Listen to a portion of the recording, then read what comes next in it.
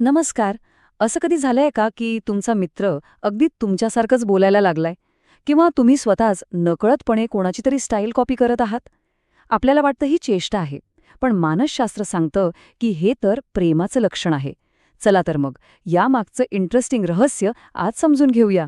जरा विचार करून बघा, तुम्ही तुमच्या बेस्ट फ्रेंडसोबत गप्पा मारताय आणि अचानक तुमच्या लक्षात येतं की तुम्ही दोघंही अगदी एकाच स्टाईलमध्ये हातवारे करत आहात.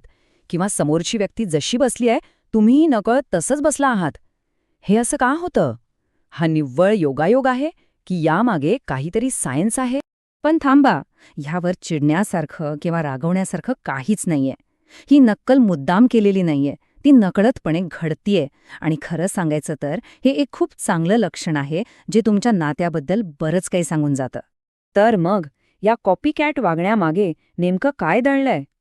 मानसशास्त्रामध्येच याला एक भन्नाट नाव दिलं आहे, कॅमेलियन इफेक्ट.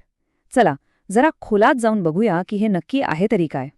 कॅमेलियन इफेक्ट म्हणजे काय? सोप्या भाषेत सांगायचं तर जेव्हा आपल्याला एखादी व्यक्ती आवडते किंवा तिच्यासोबत आपल्याला कम्फर्टेबल वाटतं, तेव्हा आपलं शरीर आणि आपला मेंदू नकळतपणे तिच्या बॉडी लँग्वेजची, तिच्या हावभावांची, अगदी तिच्या बोलण्याच्या टोनची सुद्धा नक्कल करू लागतो.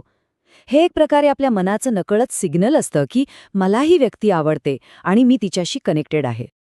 आता याला कॅमेलियॉन असं नाव का दिलंय? तर बघा, जसा सरडा आजूबाजूच्या वातावरणात मिसळून जाण्यासाठी आपला रंग बदलतो, तसंच आपण माणसंसुद्धा सामाजिक वातावरणात जुळवून घेण्यासाठी, संबंध अधिक चांगले करण्यासाठी नकळतपणे समोरच्या व्यक्तीसारखं वागू लागतो. हा आपल्या मेंदूचा एक स्मार्ट सोशल हॅक आहे असं समजा. हे घडतं, हे तर आपल्याला कळलं. पण आपलं डोकं असं का करतं? यामागे नक्की कोणतं विज्ञान आहे? या नक्कल करण्याच्या प्रक्रियेला सामाजिक गोंद असं का म्हणतात? चला हे रहस्य उलगडूया. सायकोलॉजीमध्ये याला मिररिंग असंही म्हणतात. आणि हे ना एका अदृश्य सामाजिक गोंदासारखं काम करतं. म्हणजे जसा गोंद दोन गोष्टींना एकत्र चिकटवतो, तसंच हे मिररिंग दोन माणसांना भावनिकरित्या जवळ आणतं. तर आपण हे का करतो? यामागे ना 3 मुख्य कारणं आहेत. पहिलं म्हणजे कनेक्शन. म्हणजे बघा, जेव्हा आपण समोरच्यासारखं वागतो तेव्हा एक नकळत मेसेज जातो की अरे, ही व्यक्ती माझ्यासारखीच आहे. एक आपलेपणा तयार होतो. दुसरं कारण आहे विश्वास. आपण अशा लोकांवर जास्त विश्वास ठेवतो जे आपल्यासारखे वागतात. यामुळे नातं अधिक घट्ट होतं. आणि तिसरं जे खूप महत्वाचं आहे ते म्हणजे सहानुभूती, म्हणजे एम्पथी. रिसर्चमधून हे सिद्ध झालंय की जे लोक जास्त संवेदनशील असतात ना, ते इतरांची नक्कल नकळतपणे जास्त करतात.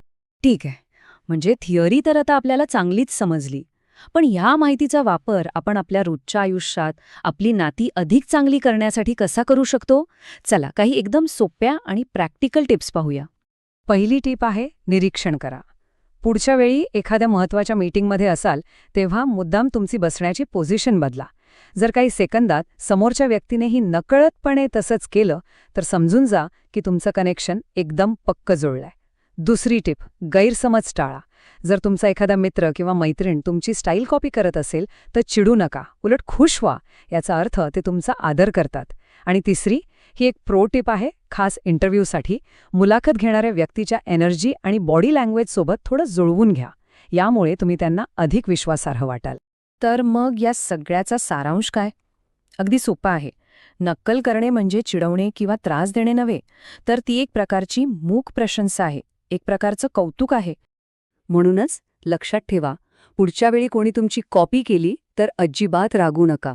उलट एक छानशी स्माईल द्या आणि खुश व्हा. कारण तुम्हाला कळतही नाहीये, पण नकळतपणे का होईना तुम्ही त्यांच्या मनाचा ताबा घेतलेला आहे. हे सगळं खरंच किती अद्भुत आहे नाही का?